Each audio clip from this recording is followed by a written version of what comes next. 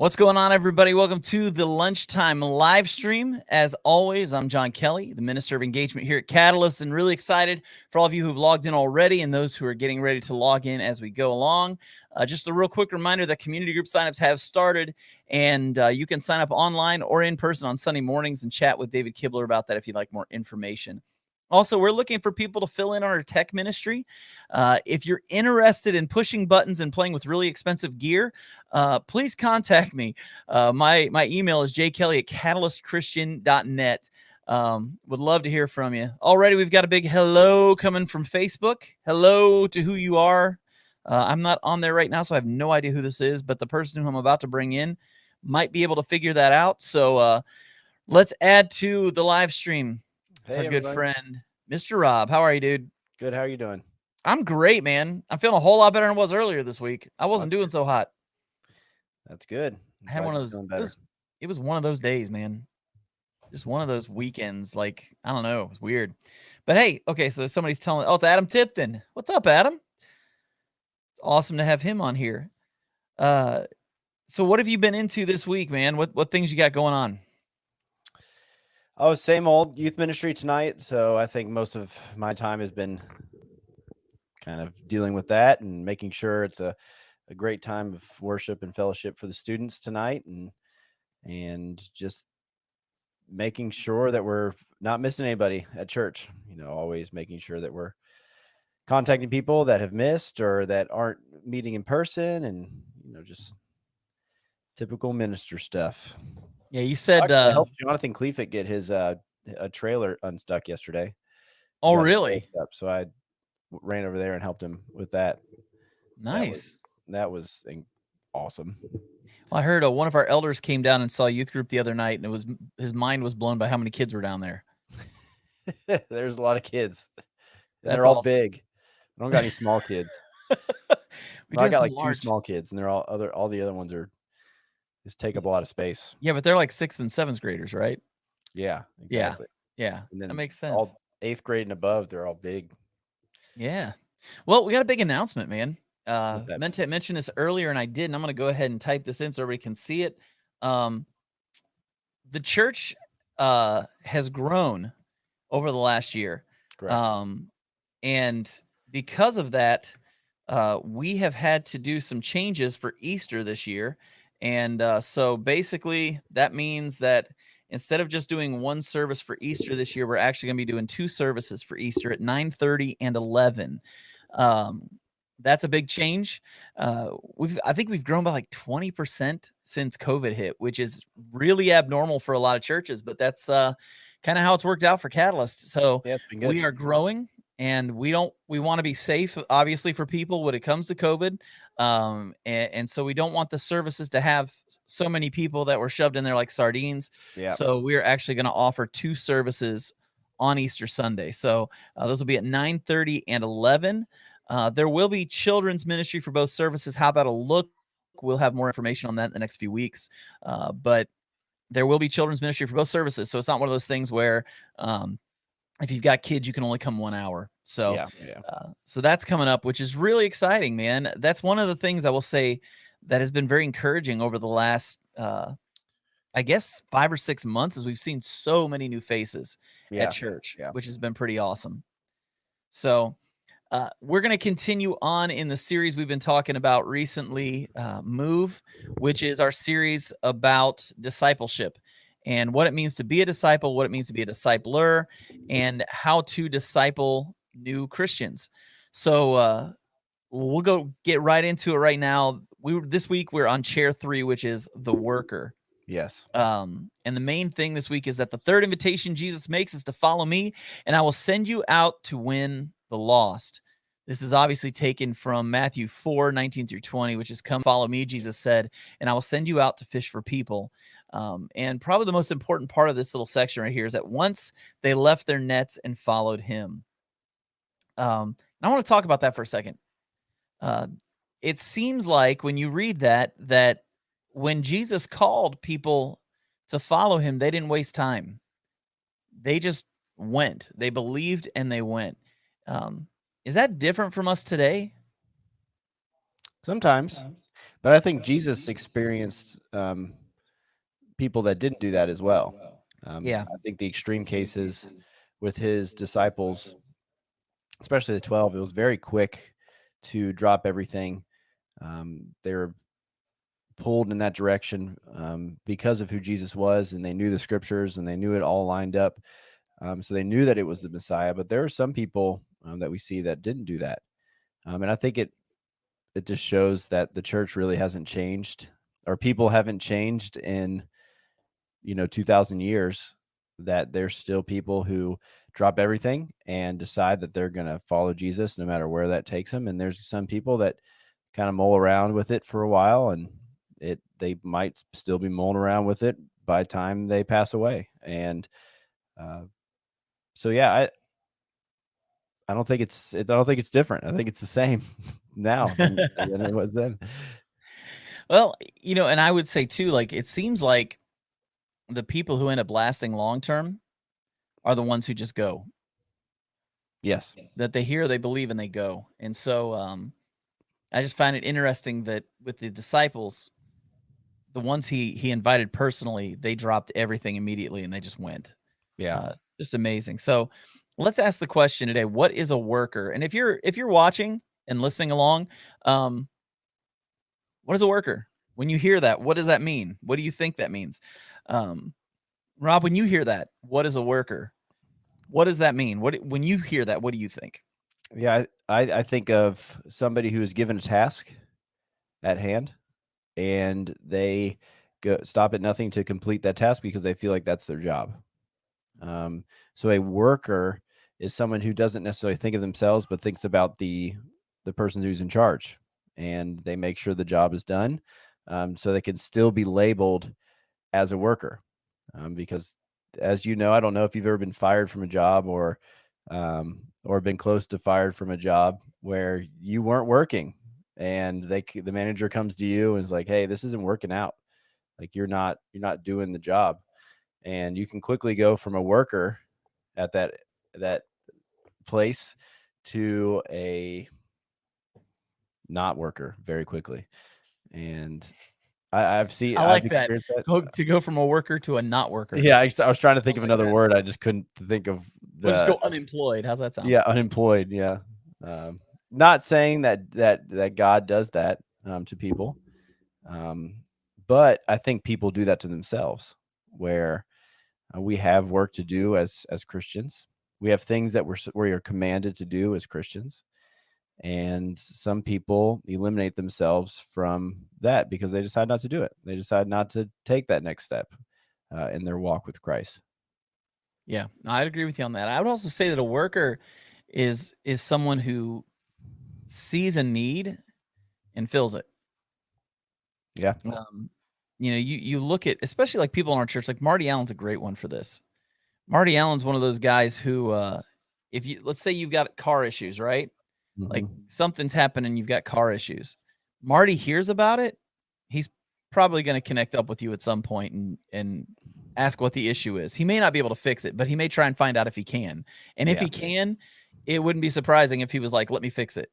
He's You helped me know? quite a bit with that stuff. Yeah, and we have other people in the church who do other things, and Adam Tipton's another one who just was on here a few seconds ago saying hi to everybody. Uh, Adam's another one of these guys. He can do just about anything, and if he knows there's a need and he's capable of getting it done, he'll do it.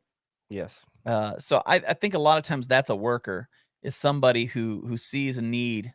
Oh, here we go, Renee Basham. See a need, fill a need. So definitely, definitely that's something that a worker does. And Rob Pemberton's just saying, "Hey, real quick, what's up, Rob?" So, so a worker is someone who has a job to do and they do it, but not only has a job to do and they do it, but they seek out work to do and get it done. Um, Interesting thing about workers, like last week we talked about chair 2, which is the believer. They're the babies in Christ. They're the ones who need spiritual milk, and they need to learn how to do all these things and how to grow. This week we're kind of talking about the teenagers of Christianity. That's what the workers are. And this is going to come back later on as we're talking, but um what are you work with teens? Like this is what you do. At least for a few more months. Yep. So, how would you characterize, and I'm not talking spiritually, but what are some key characteristics of teenagers? They're starting to, especially older teenagers, they're starting to figure out where their place is in the world and how they can start contributing to a small part of society. Now, some are forced into it at a younger age, but just a typical teenager is trying to find their little spot where they can start contributing, being a part of a team, or they might be passionate about something specific and they start working towards that. They start developing a skill set towards certain things.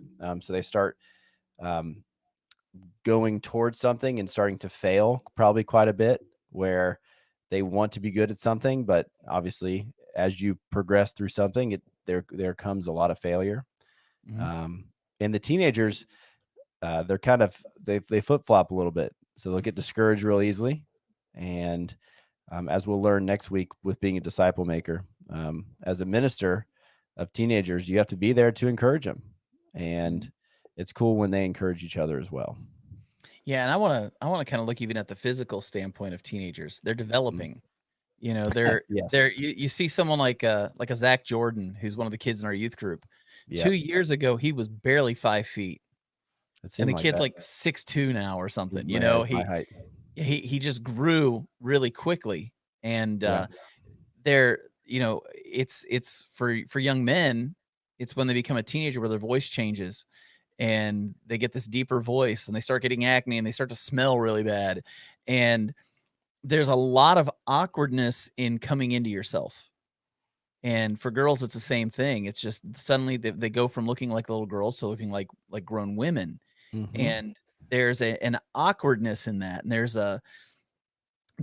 just a difficulty in understanding what's going on. They know it's natural, they know it's right, but it's Yeah. just hard to really grasp as it's happening. And so there's a lot of awkwardness that I've noticed in teenagers, especially younger teenagers. Now, once they get to you know, sophomore year of high school, it's not quite as bad, but those middle school years are rough. Those are rough. Boys, especially, just there's all kinds of stuff going on there. We're not going to talk about biology today, but there's just a lot of craziness going on. And so, in Christianity, how would that concept, how would that relate to the worker in Christianity? Yeah. I mean, like I said earlier, I mean, there's so many different things that you're entering into a new stage of life. Things are changing. You have to make decisions that kind of fit you, and there's times where you'll get over. You'll think that you could do something. There's a lot of middle schoolers. My favorite is when middle school boys go through puberty for the first time and they think they can take you in a wrestling match. They think they can they go in and they realize that they took too much on. They can't handle it, Right. and uh, it can be discouraging at points. But they realize, like, look, I have a lot to learn. I have a lot to. I need to get bigger. I need to get stronger and everything. And I think that's really shows the beginning parts of the worker, where somebody dives deep into something like going on a mission trip or starting to co-teach in children's ministry or volunteer in youth ministry, start to play on the worship team, or maybe they're working towards starting to teach a class in some sort of way. And at first, it's very, very new, and things happen, and you don't know how to handle it. People will come to you and ask you questions, and a lot of the time, you're like, I don't know. I don't know the answer to that question, but they work towards it, which is really cool. Yeah. Well, even, we talk about awkwardness. When you first become a Christian, um, you've got people kind of moving you along and stuff, but as you start to get a little older, you start to realize there's more responsibility on you. Yeah, And as you start to get that responsibility, it's real easy as a worker to get a little freaked out by the fact that I kind of have some responsibility now. I've got I'm my spiritual body is changing. My spiritual life is changing, and everything's becoming a little bit more real now. yeah, I love talking to seniors in college because, and I usually do it like around December when I know they only have one semester left, and I always ask the question, "So you ready for real life?"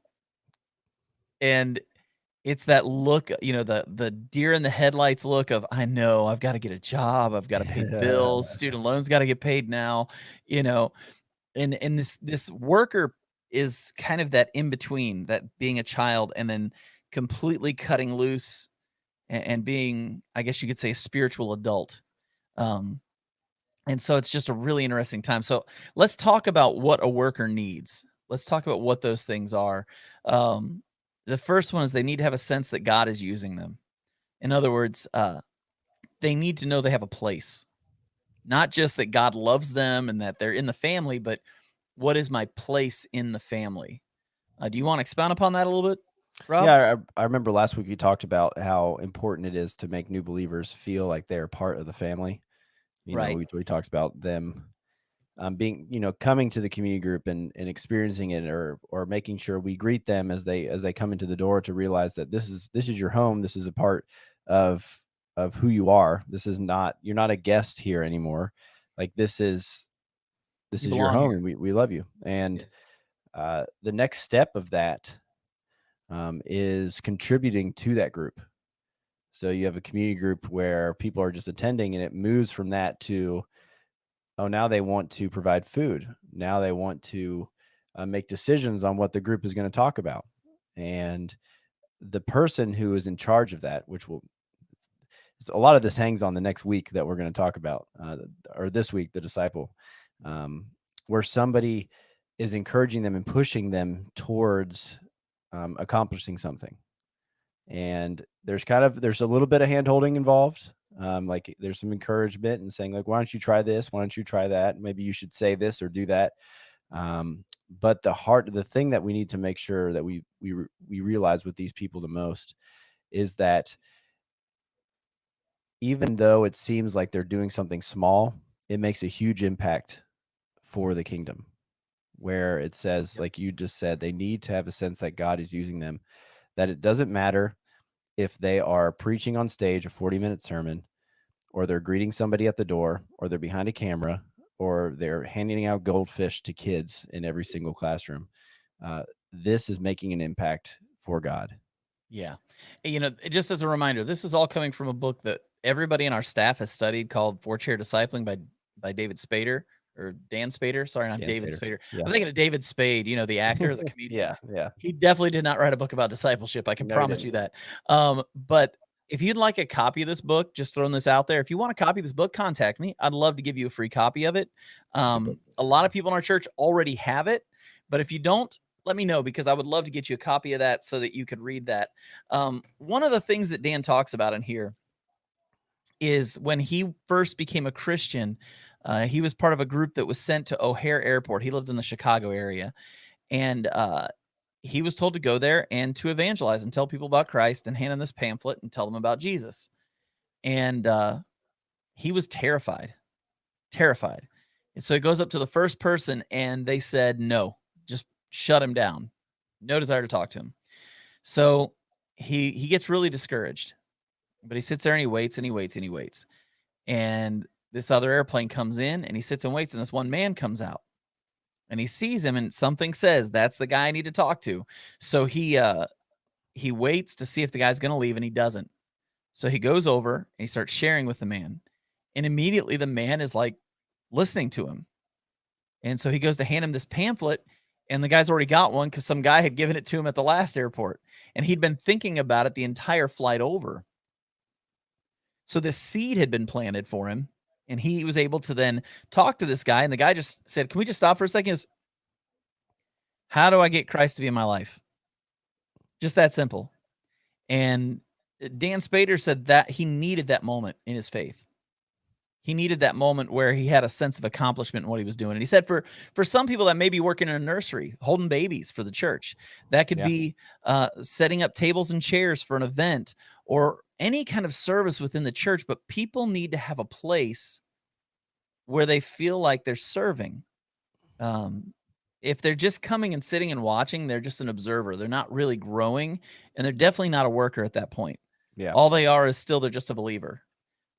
Anyone who doesn't actually actively get involved in the church is literally somebody who is just a believer. They're really not stepping out further. So it's important that they understand that God is using them. And the best way to do that is to get them involved in the church, whether that's, like you said, through a community group, actually serving within their community group, sending them on a mission trip, being a volunteer in children's or youth ministries, or working in the nursery, greeting people on Sunday mornings, working with our sheepdogs, whatever it is that they can do. We want to get people involved in some way within the church so that they understand that God actually doesn't just love them, but he actually actively wants to use them within the church.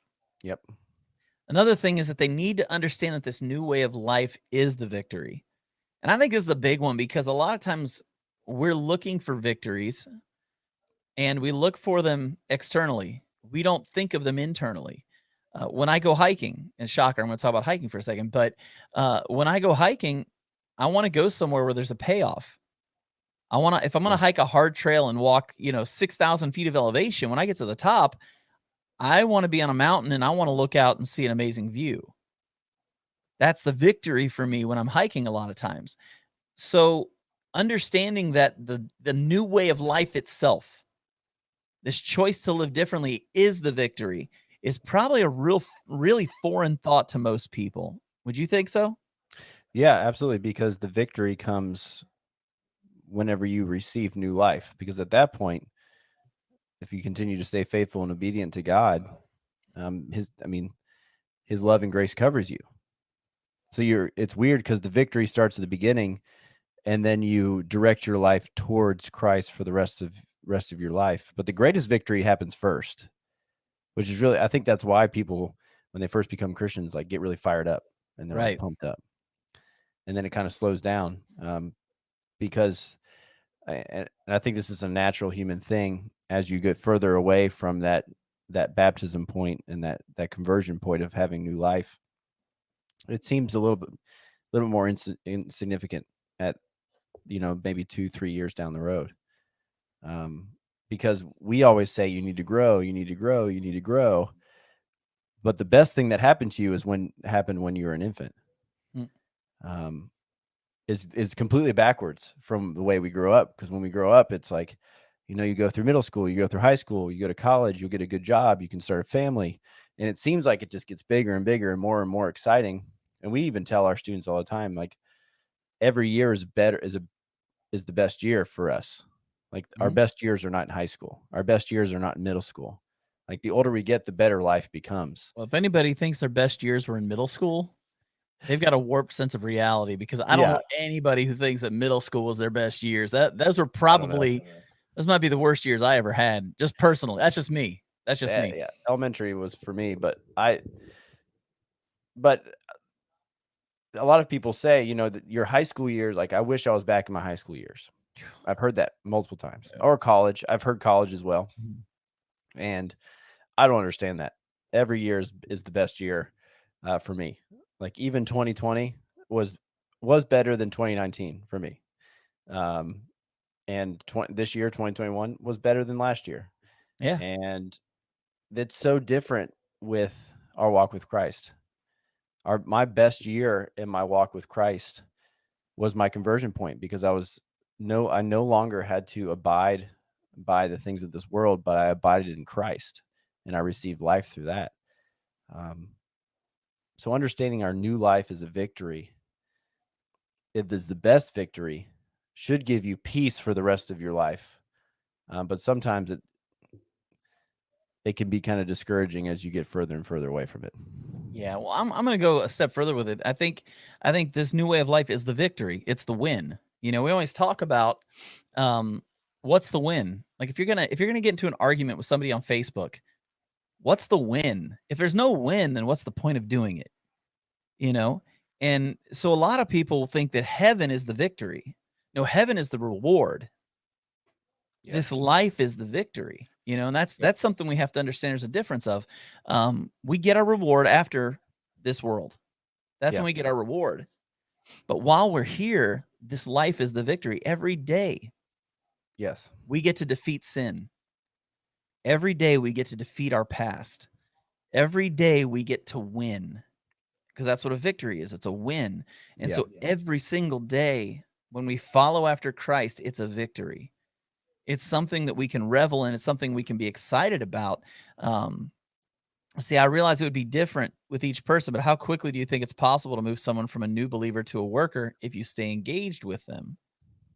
Ooh, that's a good question. That's a real good question. I think there's a small problem with the question, and I'm not being like, just understand where I'm coming from on this. We need to not think how quickly, because every person is different. But if you notice with Jesus, it took him 3 years to get the disciples who were already believers. I mean, they grew up Jewish. They went to school as children. They just didn't get a chance to follow a rabbi. They wanted to desperately to follow a rabbi, which is one of the reasons they went after him so hard when he said, "Do you want to follow me?" But it still took them 3 years to get it. So, and I don't know if they were workers right away.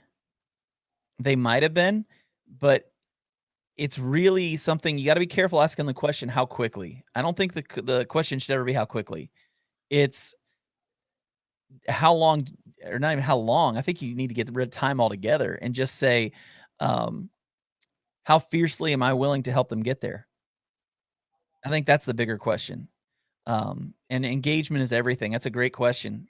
If you stay engaged with them, you have to stay engaged. You're not discipling them if you're not engaging them. That's just how it is. And it doesn't matter at what stage of discipleship you're at, you need to be discipled. Renee Basham said, "Why would you want to go back? I'm ready to move on in a non-rushed way. I'm excited for the new stages and to get out of baby's toddlerhood." Yes, 100%. Like as a parent, 100%. My son, I think he wants to be potty trained finally. And so there is no more excitement than knowing I don't have to wipe his backside again. Like, I mean, seriously, parents, talk to me for a second, right? I'm looking right at you. Yep. Do you want parents to keep wiping your child's backside? No, we want them to grow out of this stuff. We want them to grow up and they want them to mature. And when it comes to disciples, it's the same thing. And understanding that every day is a victory is huge. Every day is a victory because we struggle with sin. Every one of us, we struggle with it. That's not saying we sin all the time. We do sin, but we always struggle with sin because temptation's always there. And so when we are able to defeat sin daily because we're living this new life, that is a victory. And Yep. it's something that should be celebrated more than it is. Let's keep going, man. It says the need to realize that they can feed themselves spiritually and not to depend on others. We just talked about parents, and a lot of this stuff relates with parents. I think it was Laura Baxter last week who said it's Mhm. amazing how God has made parenting the model for how we disciple, and God's just really good at stuff like that. He just takes something that we think is normal, but he's been using as a lesson to teach us how to do spiritual things for millennia. Yeah. What do you think about this statement that they need to understand that they can feed themselves spiritually and not depend on others to do it? Yeah. I love, this goes kind of back. When we do this series last, was it 3 years ago? 2 or 3 4 years years ago, ago? yeah. No, it wasn't 4, it was before, it was after. I think it was 2018 or 2019. Okay. My favorite part about this was Dave said that chair 3 and chair 4 people kind of get bored sometimes with Sunday mornings, like the actual worship service. Like they sometimes get restless during it. Yeah. And that's because they have fed themselves throughout the week that they don't necessarily need a 40-minute sermon. They don't need to have, 4 or 5 songs of corporate worship. The thing that they desire, though, is that communion time, and they love the time before and the time after church because they get to be in fellowship and communion with other brothers and sisters. But they cannot wait to go throughout the week and serve people. And that really stuck with me when Dave said that a couple years ago, because the true sign of maturity is when you can take care of yourself. Mm-hmm. You don't have to have your parents right next to you all the time. Now, I do believe that my dad will continue to teach me things until he dies. I hope so. And I really hope so. And I hope that I can do that for my son. But if he becomes way smarter and more talented than me, I would be pumped about that too. We need 5. Sorry, that comment made me laugh. Yeah. But we as Christians need to be able to feed ourselves. We shouldn't rely on other Christians. Our personal relationship with Christ and our worship to God needs to be on an individual level as well as a corporate level as well. But some people need to feed off that energy of other people in a corporate setting and really struggle throughout the week because they think they can't do the same type of worship throughout the week that they do on Sundays. Yeah. And when you figure that out and God reveals to you that your individual worship throughout the week is enough, and you allow God to fill you during the week, that really brings you to the next step, I think, with your relationship with Christ. Yeah. Here's a great statement. If I'm going to be a blessing to myself and the community 3 Sundays a month, I better be feeding myself. Absolutely.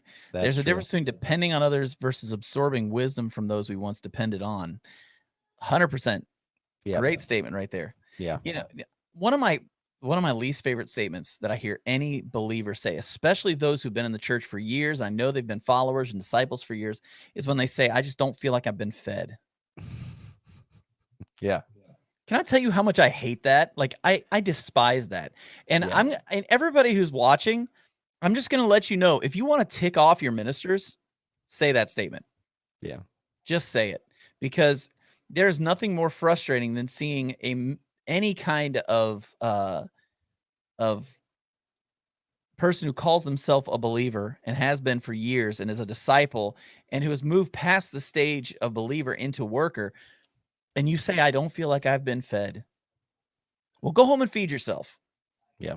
Because when I go to work, I don't expect to be fed there. I go home and I make a meal, or I bring my food, because I'm responsible for my feeding, not somebody else.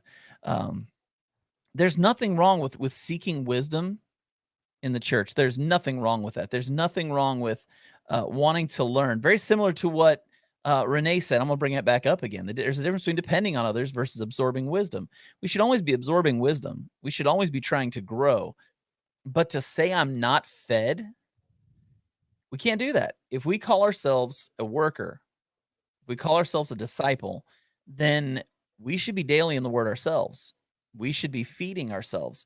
Um, I don't see too many moms with a 16-year-old sitting in a high chair and feeding them baby food. I don't see that. I don't No. see the mom sitting next to their 14-year-old and cutting up their food into little pieces for them and then feeding them small bites. That's not how Yeah. that works. You hit a point in your life where you have to feed yourself. I Mhm. remember talking to my mom when I was probably in the not third grade, probably when I was 13 years old. And I said, "What's for breakfast?" And she goes, "I don't know, fix it yourself." And I was just like, "What?" Like, this was the time she goes, "Nope, you're a teenager. I'm not feeding you anymore. You feed yourself." And I remember kind of being excited and, like, really confused at the same time, but that's exactly what being a worker is you're stepping out of this needing of somebody else to provide for you, and you're supposed to spiritually provide for yourself. And so we seek out wisdom from others, but we don't expect them to be responsible for our spiritual growth at that point. So that's a hard thing sometimes for people to get through. Here's another great one. They need to understand endurance. Rob, why is this a hard one for disciples? Or you mean for the worker Yeah. or people in general? Yeah. Um, You can go with any route you want to go with that. yeah.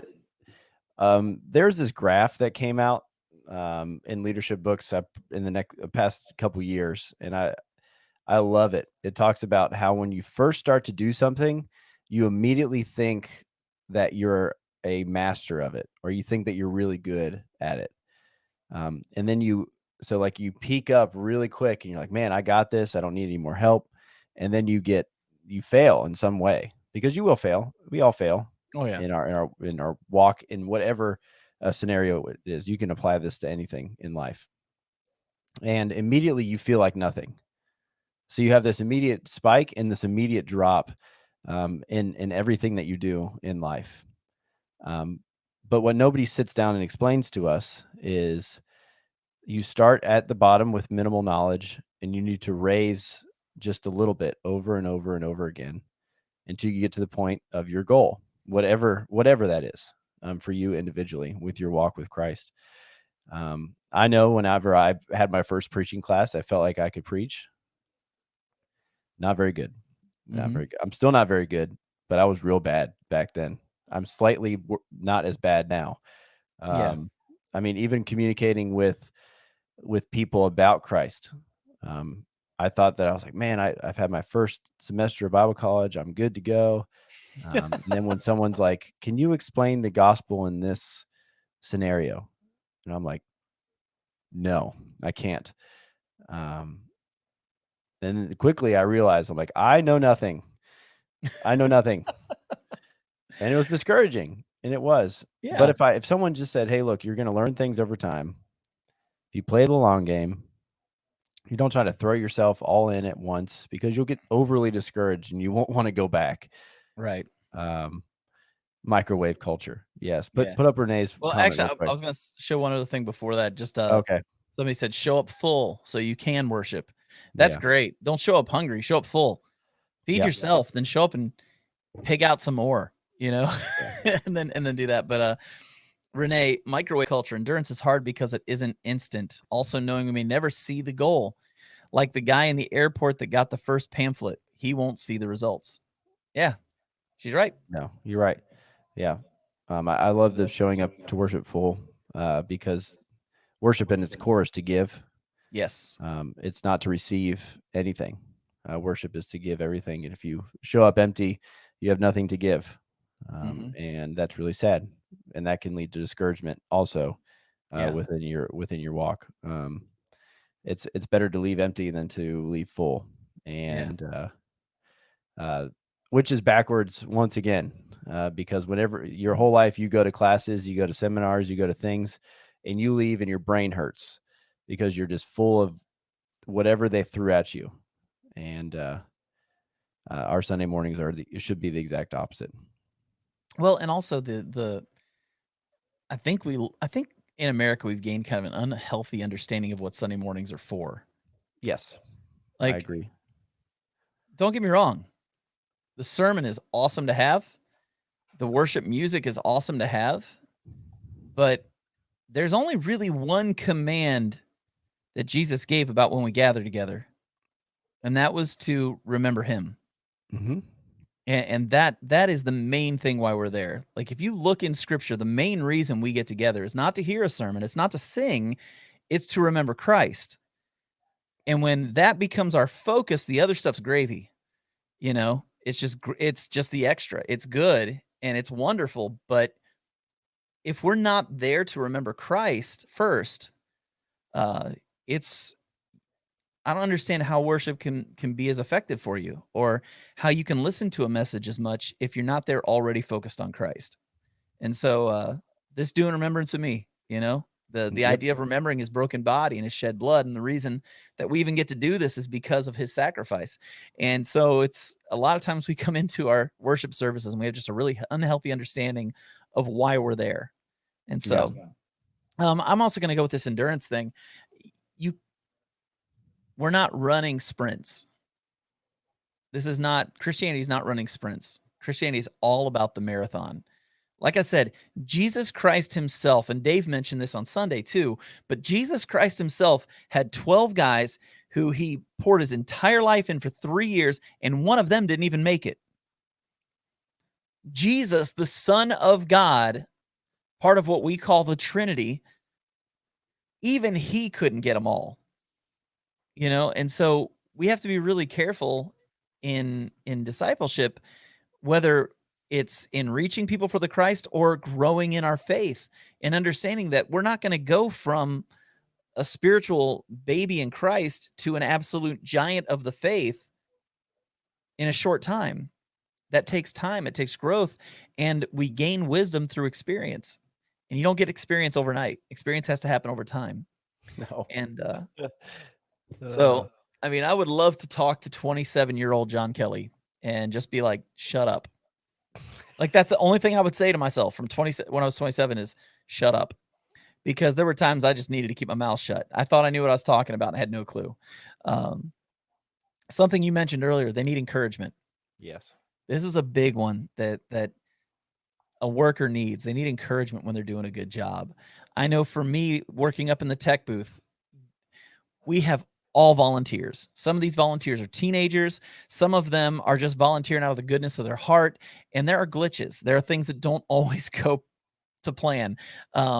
This past week, the outro video, there was a mess up on that, where it didn't quite key up and start when it was supposed to, and we had there was sound that wasn't loud enough for part of the first song, and there are these things going on, and it's really easy when you're working with volunteers to just get angry and try and yell people into doing better. But these workers, these people that are literally working in that ministry, instead they need to be encouraged. Yeah, we messed up, but you know what? We can't fix it now. It's over.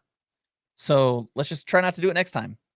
Yep. And it's really important to encourage these workers. I mean, how have you experienced this with the people that have volunteered with you or worked with you? Yeah, there's a lot of people. You can push people pretty far Mhm. if you talk them up because they need to be talked up. And you're like, "No, you're good at this. You need to continue to do this." Um, it's pretty cool to see how far you can stretch people when you're encouraging them. Um, I've on the opposite side. There's been times where I was tired, um, like a week of camp or something, and I said something that probably wasn't very encouraging because I was just frustrated in the moment and completely shut somebody down. I've probably done that multiple times over my time of being a leader, whether it's camp ministry or youth ministry or whatever. I mean, but I've had times where I've really encouraged people and seen the incredible work that people can do when they've been encouraged, um, is so cool. And see somebody, you can make or break somebody's day by one sentence. Yeah. And that third chair person who is pouring their life, like figuring out how to just give and give and give, um, needs to be fulfilled in some way. And as a disciple, in that fourth chair, which we'll talk about next week, learning how to constantly be filled, living a life by the Spirit, you have a lot more to give as in most of the seasons of life, and to just give that one little bit of encouragement to fill them back up is so worth it. Yeah. Because it fills you up as well. I mean, iron very much sharpens iron, and that's a great example of that. Yeah. And there's the whole visual of pushing someone up a mountain or pulling them up a mountain. Yes. And it is so hard to drag something up a mountain. It's Yes. much easier to get in behind them and push and go with them than to try and pull them to where you are. And so as leaders in the church, as people in the church, if we want to see a chair 3 person make it to chair 4, it's not going to happen by dragging him there. It's going to happen by getting behind and pushing and helping them get there. Um, and encouragement's one of the biggest ways we can do that. Mhm. Now, there's 3 things we need to understand about chair 3, and this is the last part we're going to talk about. But it's the first part is that chair 3 isn't easy. We talked about teenagers and development earlier, and if these are the teenagers of Christianity, that should tell us really quick that this isn't going to be easy, Yeah. because there are times when it's awkward. People trying to find their place in the church can be uncomfortable. And many times, as they're struggling to find that place, the first thing they want to do is point to the church and say, "You're not helping me." And it's not always the case. A lot of times, it's as hard for us to find a place for people as it is for people to find their place. Yes. And so that can make living in that space of being the worker kind of difficult. You're getting ready to plant a church, man. Um, what kind of people are you needing to get started? And how easy is it going to be to find those? Yeah. We always pray to God, and we do this as staff as well. There's so much work. It says the harvest is plentiful, but the workers are few. Though we need all types of people, finding those workers, it can be difficult. And you and I know, and if you know the church scene just around here as well, um, we kind of share people a lot of the time.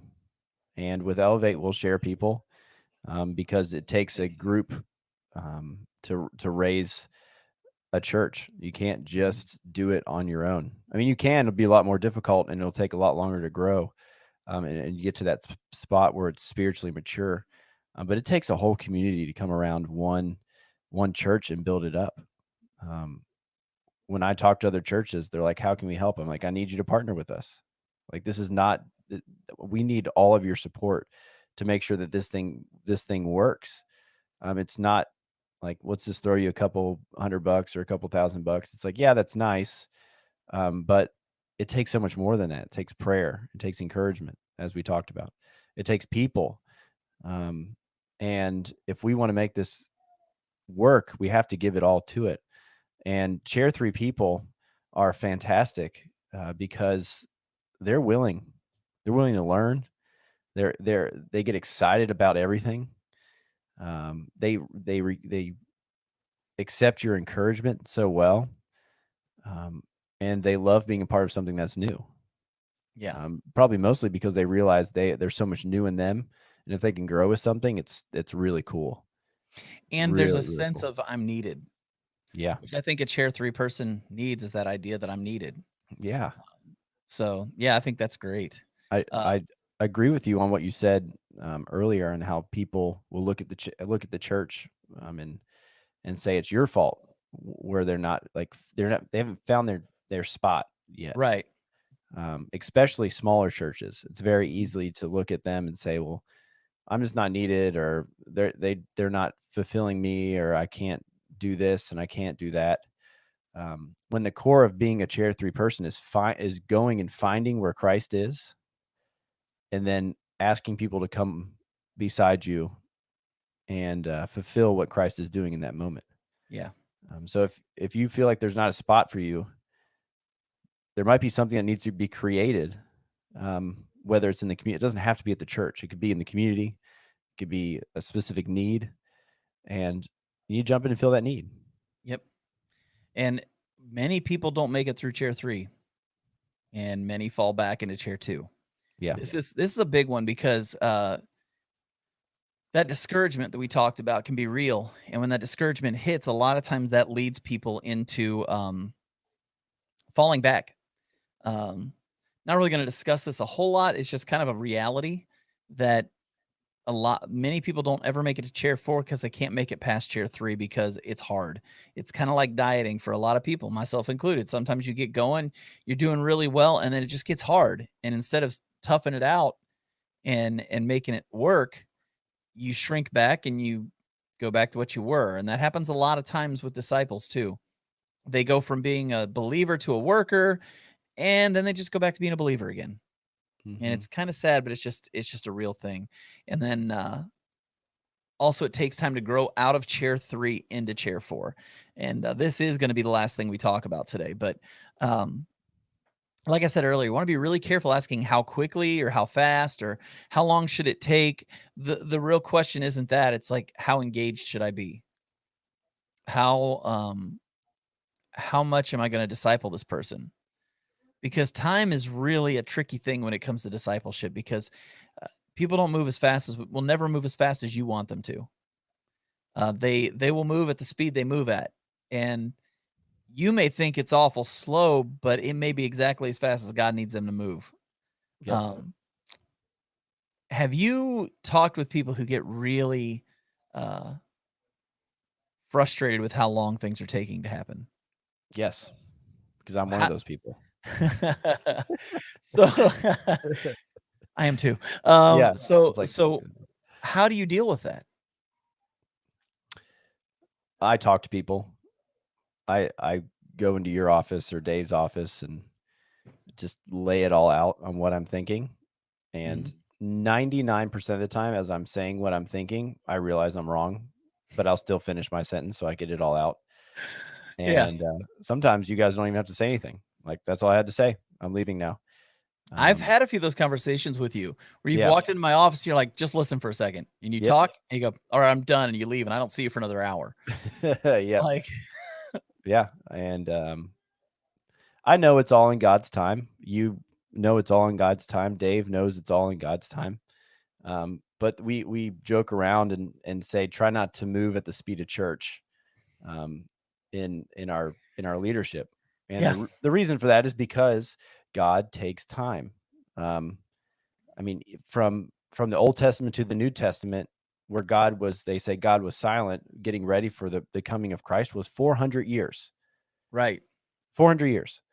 And how long were the Jews were enslaved, or the Israelites were enslaved? Were 440 years. Is a long time where God slowly works through people. And you have, how long were they in the desert? They're in the desert for a whole generation, roughly around 40 years. And we get mad when we can't put up a new building in 6 months, like, Right. it takes time. And It does. Now the that doesn't mean that God sometimes doesn't work quickly either. He does. correct. Yeah. But we have to have this understanding it's all his time. Yes. It doesn't always work the way we want it to work. So whatever it is, it's his time. And that Yeah. may be longer or shorter than our time. I'm going to tell you right now, when we bought Catalyst, I didn't think we were ready for that yet. Oh, this building? Yeah. I Oh, yeah. thought that came up quick. Yes. It was just like out of nowhere. All of a sudden we're going to buy a building. Like we can buy a building, I should say. Yeah. And we thought it was still going to be years out. And God's like, no, we're doing it right now. Let's go. Yeah. I remember that. And so we did. And so it's not always going to be long, but we have to be willing to wait if God's making us wait. Yeah. I've always been told that God answers prayers 3 ways: yes, no, and wait. That's how he answers prayers. He's either going to give you a yes, he's going to give you a no, or just wait this one out. Let's see. You need to make one of the magic 8 balls with that.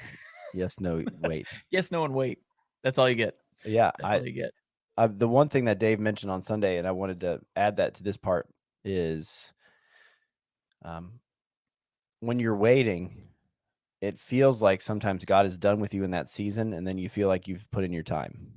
Right. And we need to understand that nobody is above serving in any capacity. Nobody's above greeting. Nobody's above running slides in the children's ministry. Nobody's above holding babies. If you're a worker, you are more adding tools to your arsenal rather than replacing some you're replacing some so you can make room for others. Right. You should be able to go and do a multitude of things and not stop and say, I did that for 10 years. I don't need to do that anymore. Someone else needs to go and just take the realm. And don't do that. Don't do that. Unless you're planning on doing something else. Unless That's the big thing. I don't mind somebody saying, I've been doing this for 10 years. I need to hand this off to somebody else because I want to serve here. Yeah. That never bothers me because that means they're still serving. What bothers me is, I've been serving for 10 years. I'm done. Somebody else can start doing it now. I'm just going to sit back and watch the service. Yeah, I'd like to sit for a little while. That's ridiculous. Don't be like that. I mean, let's be honest. This world is so short. Like, in comparison to eternity, it's so short.